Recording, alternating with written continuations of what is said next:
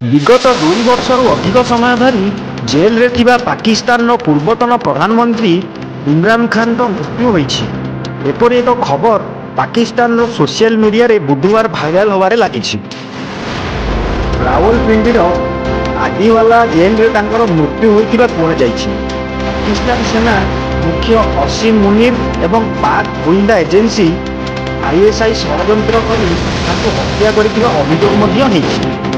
ଏହି ଖବର ପାଇଁ ମଙ୍ଗଳବାର ରାତିରେ ଇମ୍ରାନଙ୍କ ଭଉଣୀ ଅନିମା ନୁରିନ ନିୟାଜି ଏବଂ ଡକ୍ଟର ଇଜମା ଖାନ ସମର୍ଥକଙ୍କ ସହ ଜେଲ ବାହାରେ ଧାରଣାରେ ବସିଥିଲେ।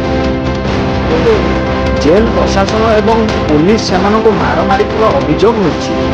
ଇମ୍ରାନଙ୍କ ଭଉଣୀମାନେ 21 ଦିନ ହେଲାଣି ଜେଲ ବାହାରେ ତାଙ୍କୁ ଅପେକ୍ଷା କରିଥିଲେ ମଧ୍ୟ ସେମାନେ ଇମ୍ରାନଙ୍କୁ ଭେଟ ପାଉନାହାନ୍ତି। Bureau report Odisha news.